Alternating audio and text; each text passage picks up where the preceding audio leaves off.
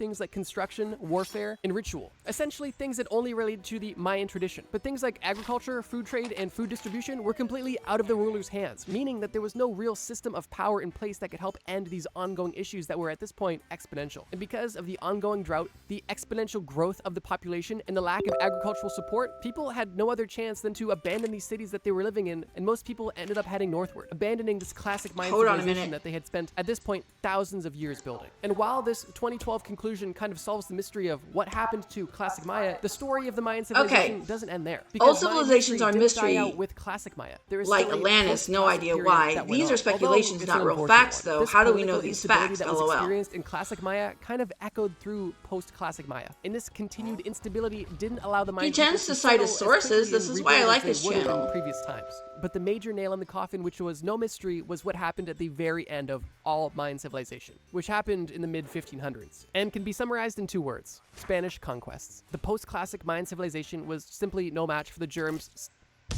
Get ready to rise with more shine. Discover the Sealy Posturepedic collection at Ashley, featuring precision fit coil, steel, and armies that the Spanish had at the time. And while the Mayan civilization obviously no longer exists today, their descendants definitely do. And globally, there's over 6 million people that are still speaking the 28 different Mayan languages. Most of these people living in similar areas to where their ancestors did, which is pretty cool. That like how we do know what politics they had. It's not written down. Had a random exodus, or it was, and it was destroyed when they were conquered. For the solution to be unveiled. Really? The wagging tongue?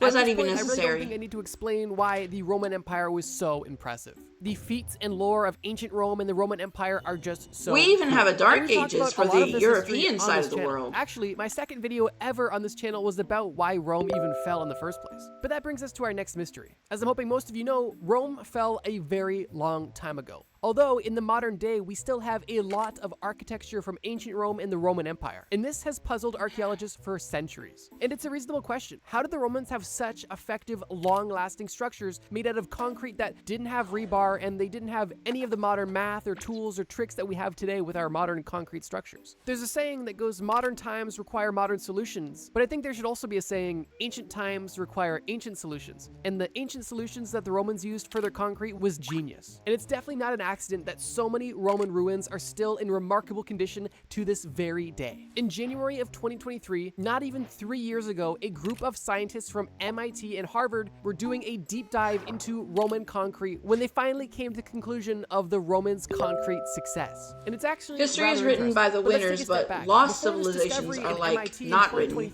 because they literally just vanished. Were known. We knew that the Romans used volcanic rock, volcanic ash, seawater, and a little bit of slacked lime, essentially a limestone water mixture. But here's the caveat. Prior to this discovery in 2023, the going belief was that this slacked lime and limestone was not an actual important component in this concrete construction. It was more or less of a byproduct of poor patchwork and didn't actually belong to make the concrete better. It was just kind of there by mistake or due to low quality materials. But the irony is that this is actually the complete opposite. That's why they are named lost civilization. And slack lime in this Roman concrete was the exact reason for its longevity over thousands of years. You see, the limestone wasn't there for looks or because it was cheap to add into concrete. The Romans knew that limestone would react with water in a way that would be beneficial for the concrete's longevity. Essentially, what the Romans would do was they would create a concrete mixture, because they just got lost in history. Limestone and slack lime were inside of the concrete made from this volcanic ash and seawater. And as this concrete was being processed and cured, there would essentially be small pockets of slack lime and limestone throughout all of the cement. Just imagine mint chocolate chip ice cream. The concrete is the mint ice cream, and then the chocolate chips are all the little bits of slack lime and limestone. And I apologize for not giving a trigger warning for mint chip ice cream. I know it's a very controversial ice cream, but I'm just gonna say it. Mint chip ice cream is fine. Although this limestone didn't necessarily serve preference, but it's not bad. When the concrete was fresh and intact, as the concrete would begin to settle and shift and crack over time, this would expose the chunks of slack lime and limestone. And this is exactly where the magic happens. As these bits One of my favorite ice creams is peaches and water cream. Would begin to also orange and the cream. reaction between the Like limestone those and the orange water would cause Flintstone the Pops when I was a that would kid. essentially begin to self-heal. I like how concrete. Lost And this Mayan seemingly Civilization rudimentary video actually the talks about cornerstone Roman of concrete, you know. success, and the solution to a mystery that went on for decades. Strange Peruvian holes.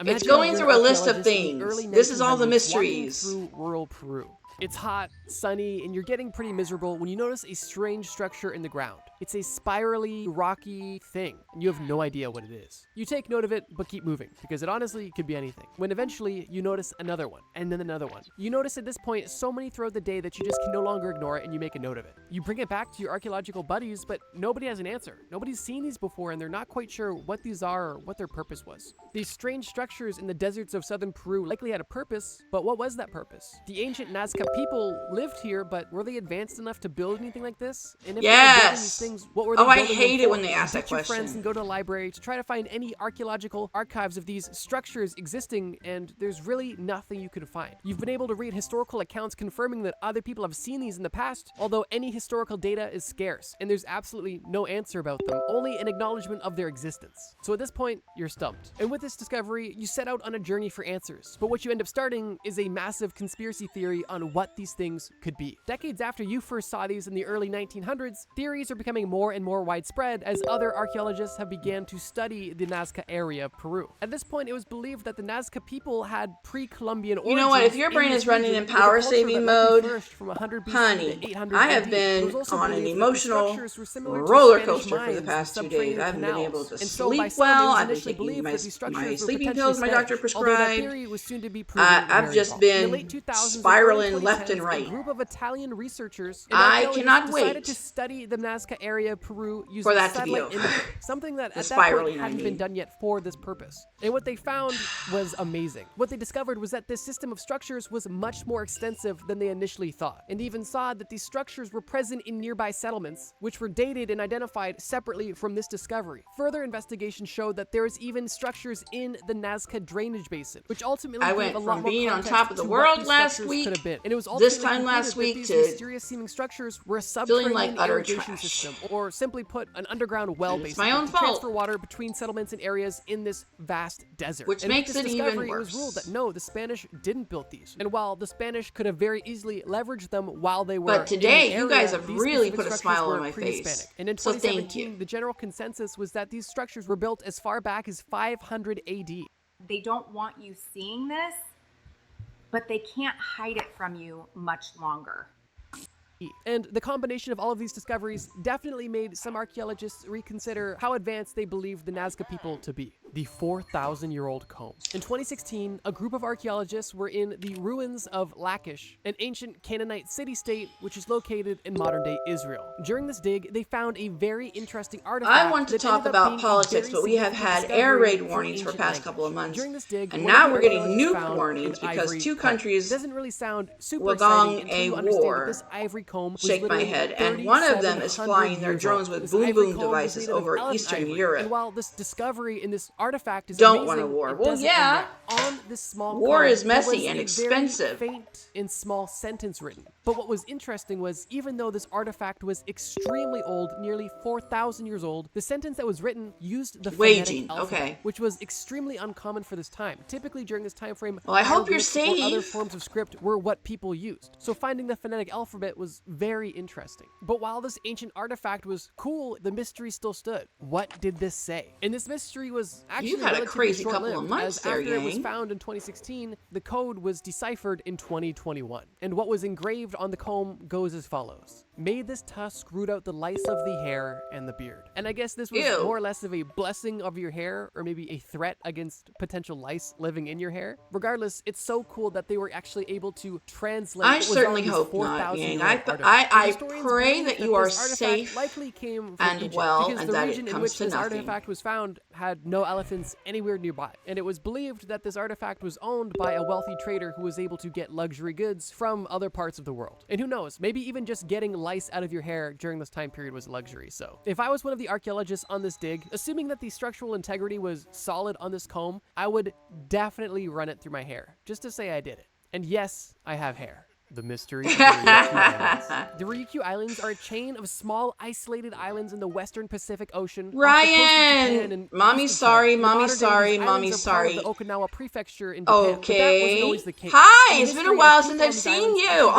Everyone's coming out of the woodwork today. But this is where the mystery comes into play. I spent whole streams where there's nobody in the stream, and now everybody's showing up. Hi, how are you? Last I heard from you, it was a real struggle. Are you doing better? The initial theory was that these people must have gotten here by accident, and that there was simply no way that people would intentionally sail so far to these remote islands, hundreds of kilometers away from any other major civilization. But that begs the question, to if hear. people never got to this Don't island blame. intentionally, I would only got want here to by have accident, those thighs as my pillows. and it was that exact I've been question thinking that about a having bunch like a of space waifu researchers thigh planned pillow. to answer. This study went But on for it would be long expensive. time. From 1989 all the way up until 2017, these organizations dropped 138 buoys from the eastern coast of Taiwan, as well as the northern tip of for the other Philippines. reasons. So in And they the picked category both I of was these two talking about, you're doing specifically better because they were there. part of Okay, the good. Kuroshio Current, the world's fastest ocean current that literally almost hasn't changed in the last 100,000 years. So the data should be relatively consistent. And what they found after dropping all of these buoys from both of these locations, out of 138 of these buoys, Also none no. of them Well, floated shit. to these islands, and only 4 of them floated within a 20-kilometer radius of any of the islands, basically blowing up the theory that the humans that were on this island got there by accident, and further validated the theory that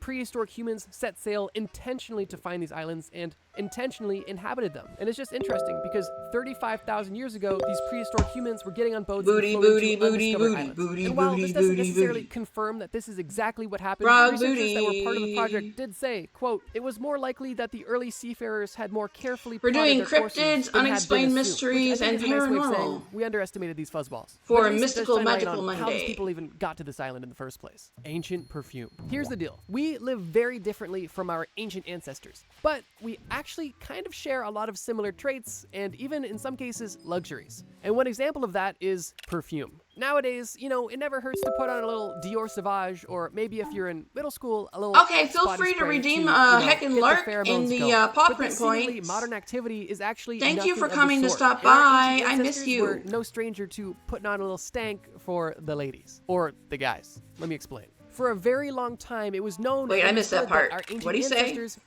Nowadays, it never hurts to put on a little Dior Sauvage, or maybe if you're in middle school, a little Axe body spray to, get the pheromones going. But this seemingly modern activity is actually nothing of the sort. And our ancient ancestors were no stranger to putting on a little stank for the ladies. Or the guys. Let me explain. For a very long time, it was known and understood that our ancient ancestors used perfume. There was writings, there was evidence, they knew that this was a luxury item that the rich enjoyed. But up until a certain point, there was never any evidence of it around. And there was very little hope that we would be able to ever smell ancient perfume. That was until a jar of Roman perfume was found in a Spanish villa, in an ancient burial site where Roman settlers once lived. This perfume that was found was contained in a quartz bottle, which alone was considered to be a luxury item of the time. But it doesn't end there. This quartz bottle was hidden in a dark and dry place, and it was also tightly sealed in a tar-like substance that was later revealed to be bitumen. And because of the nearly perfect condition, Where should you invest? Goddess, I was really $100 interested in today? that. Well, according to Elon Musk, anyone who Don't care. that this perfume was kept in, the internal contents were preserved. And this was a massive discovery into what the Romans liked to smell like. Previous to this discovery, it was pretty well known that the Romans would use olive oil and other oils and animal fats as a base of their perfumes and colognes, and obviously that they used colognes and perfumes. But with this discovery, researchers were actually able to smell, for the first time ever, what Roman perfume would have smelled like. Laboratory analyses of the bottle revealed that the primary scent, at least in this bottle of perfume, was patchouli. And this was kind of an amazing discovery, because patchouli is a tropical plant from Southeast Asia, and was likely brought to Rome through trade networks. Now, I want to reiterate that the scientists didn't just pop off the cap and smell it and, oh wow, it smells like patchouli, this smells so good. No, the internal contents were preserved, but not necessarily fresh. And it took a chemical analysis to even be able to identify the patchouli's chemical signature in the mush that was in this quartz flask. But it was obviously enough to give us a very interesting insight into what the Romans Patchouli, used for the a patchouli perfume at a grave site mystery makes that sense we because didn't even patchouli know we is wanted to used answer for the to. dead. Roman coins found in Japan.